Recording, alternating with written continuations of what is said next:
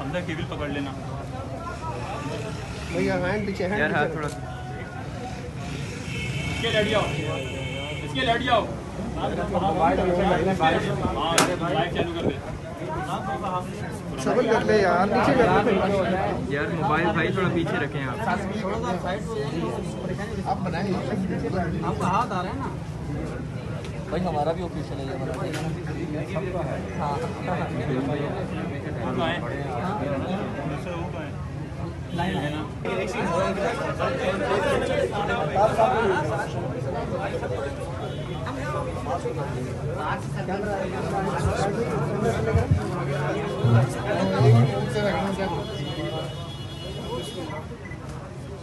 यार मोबाइल नीचे करें। मोबाइल नीचे करेंगे भैया, सर मोबाइल नीचे कर लें थोड़ा थोड़ा। यार पकड़ मोबाइल पीछे करे भाई। मुबारक हो, मुबारक हो, मुबारक हो।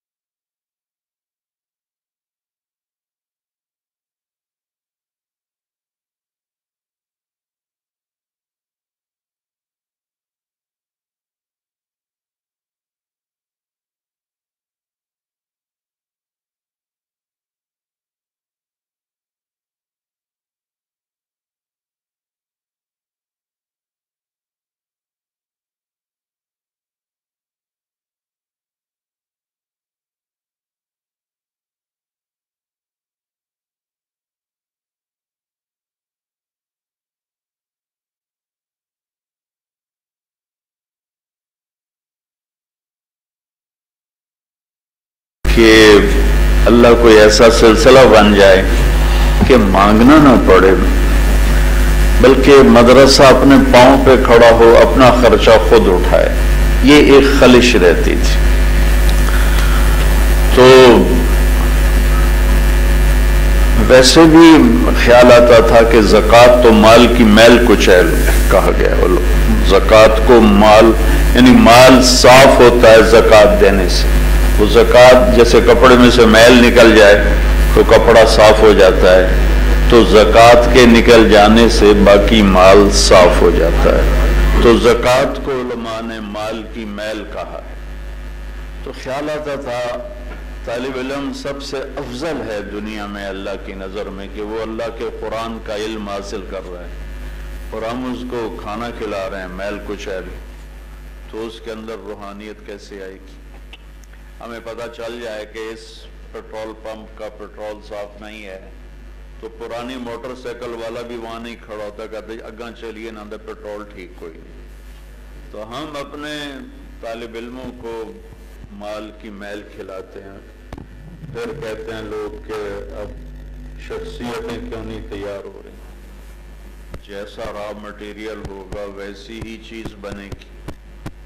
تو یہ ایک خلش تھی۔ تو پچھلے سال جب کورونا کی لہر چلی اور کاروبار متاثر ہوئے تو جن دوستوں سے ہم زکوٰۃ لیتے تھے ان کے بھی متاثر ہوئے، تو مجھے شرم آئی کہ اب میں ان سے کہوں کہ زکات دو، تو میں نے اپنے ساتھیوں سے کہا یہ کہ میں اب کسی سے زکات نہیں مانگوں گا، تو وہ تو خود بیچارے تنگ دست ہو چکے ہیں، مدرسہ چلتا ہے تو چلاؤ، نہیں چلتا بند کر دو، میں زکات نہیں مانگوں گا۔ تو وہ ہماری حضرت بنیا تھوڑے بہت آتے رہے، ہمارے نظام چلتا رہا مشکل کے ساتھ، تنگ دستی کے ساتھ، لیکن یہ میں نے پچھلے سال کہا کہ میں زکات نہیں مانگوں گا، اللہ سے مانگو اللہ ہمیں کوئی ذاتی طور پر کوئی ایسا وسیلہ دے دے۔ تو پچھلے سال جب 27 رمضان کو رات کو بیٹھے ہوئے یہ ان بچوں کے دل میں خیال آیا کہ ہم برانڈ بنائیں اور اس کی کمائی سے ہم مدارس کو چلائیں، تو بنیادی مقصد کوئی پیسہ بڑھانا نہیں، 60 سال کے بعد قبر قریب ہوتی ہے، دنیا دور ہوتی ہے، تو بنیادی مقصد کوئی پیسہ بنانا نہیں، کوئی مال بنانا نہیں، بلکہ اس کی کمائی کا ایک حصہ وہ ہم نے خاص کر دیا ہے کہ اس سے ہم مدارس کو چلائیں گے، اور ہم انشاءاللہ اللہ سے مانگا ہے کہ یا اللہ تو میری زندگی میں مجھے اس MTJ سے اتنا دے کہ میں ایک مثال قائم کر سکوں علماء کے سامنے کہ مدرسہ زکوٰۃ کے بغیر بھی چل سکتا ہے۔ ابھی تو یہ تصور ہے کہ زکوٰۃ کے بغیر چلتا ہی نہیں، لہذا مانگنا ہی ہے، مانگنا ہی ہے۔ MTJ بنایا تو میرے اوپر بڑے اعتراض سوشل میڈیا پر، جیسے میں نے کوئی حرام کام کر لیا یا میں نے کوئی غلط کام کر لیا۔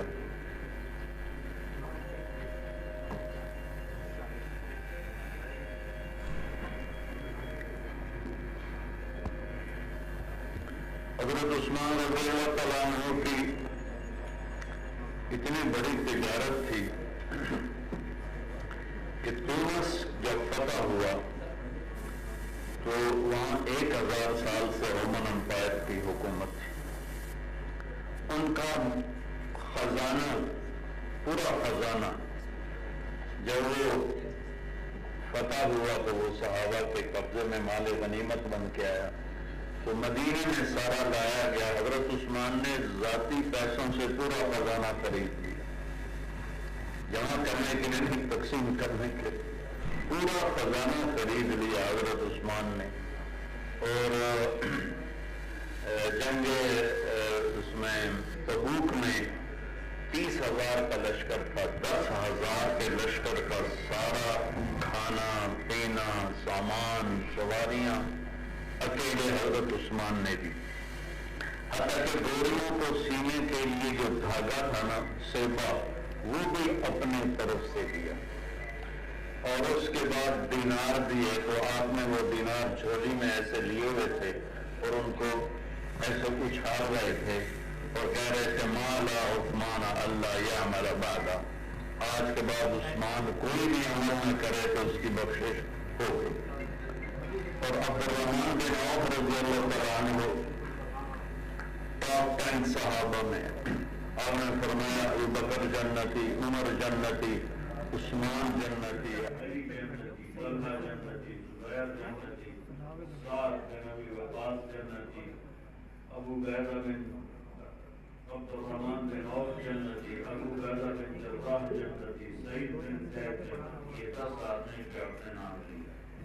یہ صحابہ میں ٹاپ 10 کہلاتے ہیں کہ یہ سب سے بڑے صحابہ، ان میں عبد الرحمن بن عوف کی، تو ان کی 4 بیویاں تھیں جب ان کا انتقال ہوا، تو ان 4 بیویوں کے حصے میں 48,000 دینار آئے، جو پاکستانی پیسے کے مطابق 1.5 ارب روپیہ ایک بیوی کے حصے میں آئے، 1.5 ارب، اور 1000 گھوڑے، 1000 اونٹ اور 10,000 بکریاں، اور زمین مختلف جگہ وہ الگ، اور وہ ٹاپ 10 صحابہ۔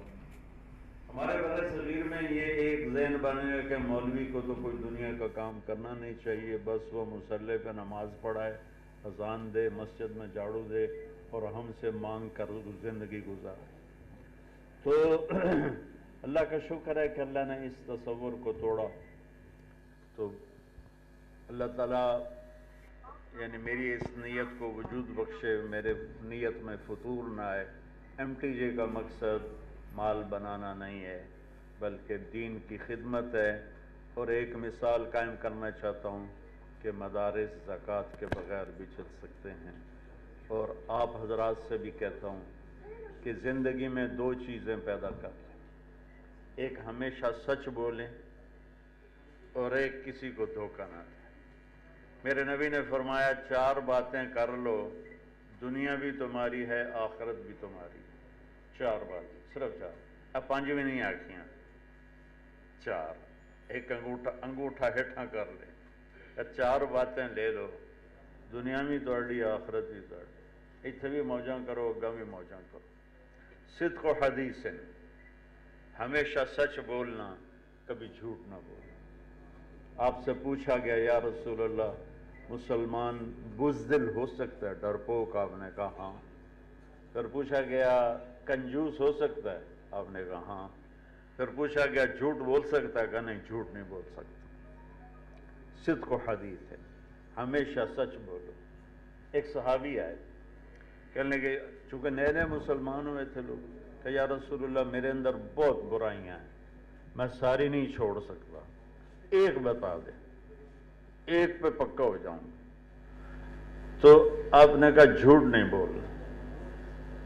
वो झूठ ना बोलने के चक्कर में सारी बुराइयां छोड़नी पड़ी उसे, और वो सारी बुराइयों से निकल गया।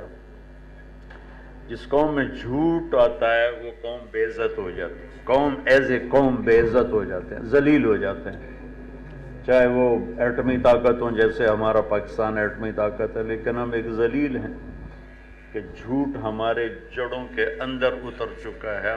हमारे रेडी वाले से लेकर ऊपर 22वें ग्रेड तक झूठ ही झूठ है, झूठ ही झूठ है। हमारी अदालतें झूठ से भरी पड़ी हैं, हमारी FIR झूठी होती है, हमारे गवाह झूठे होते हैं, हमारे वकील झूठी गवाही बताते हैं। तो ए आखना है, तो ए आखना, तेरे को जज ए पूछना, तू ए आखना। वो पहले उन्होंने पता होता भाई ना की आखना।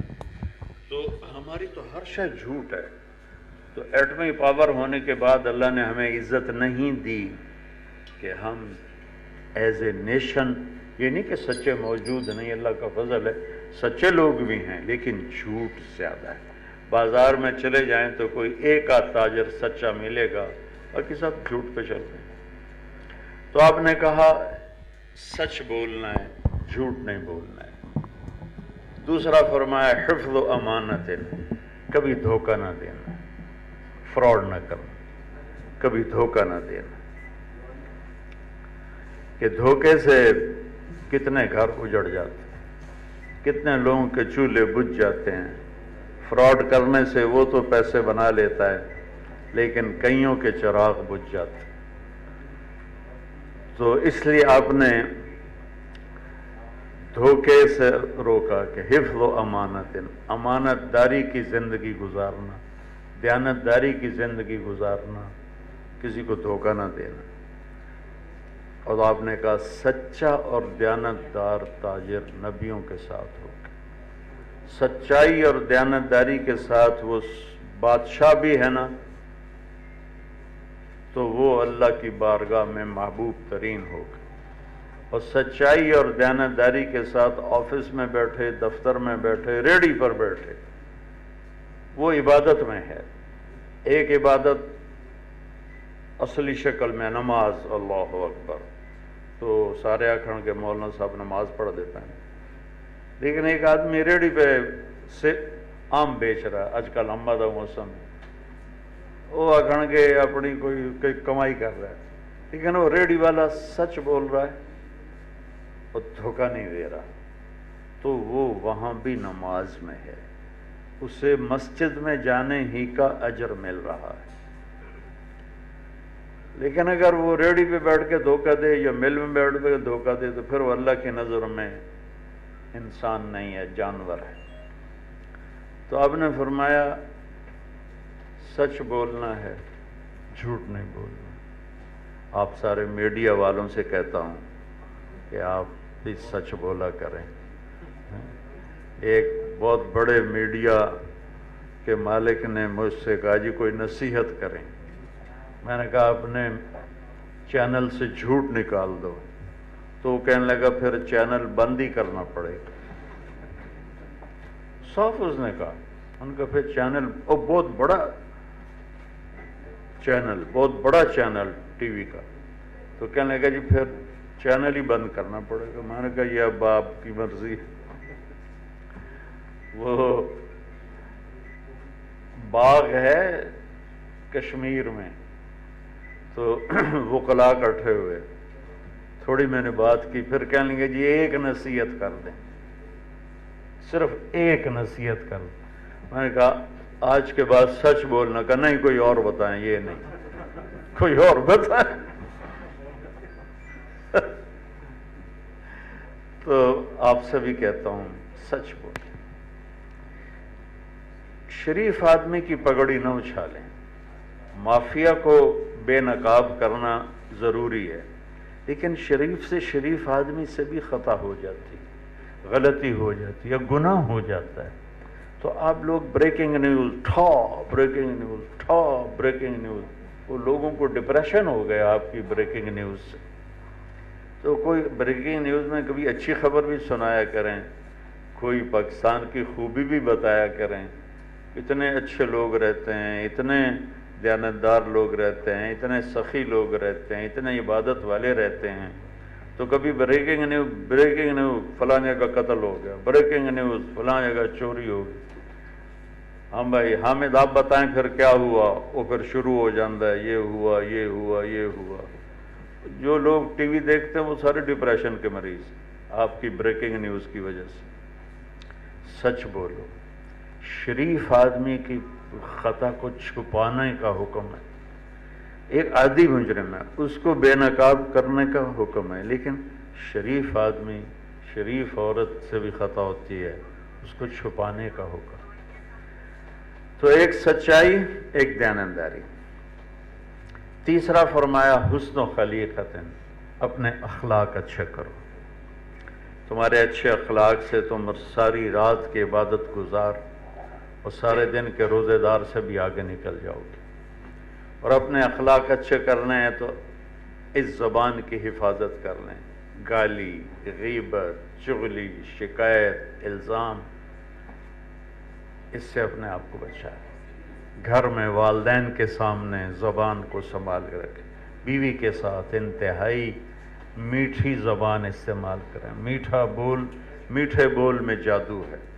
آپ لوگوں کے دلوں کو, یہ ہماری بسوں کے پیچھے عجیب و غریب لکھا ہوتا ہے, ٹرکوں کے پیچھے, نئی بس کے پیچھے لکھا ہوتا ہے ویکھ ٹور چکوری دی.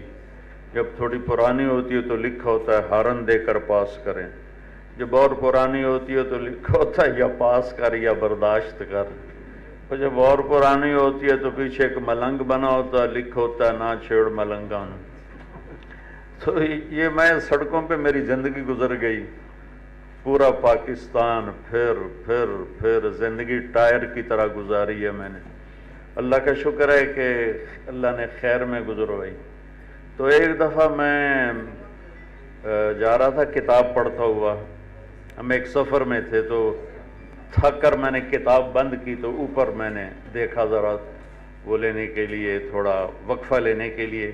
تو ایک بس کو ہم کراس کر رہے تھے, تو اس کے پیچھے ایک جملہ دیکھا جس نے ساری قضائیاں دے دیں.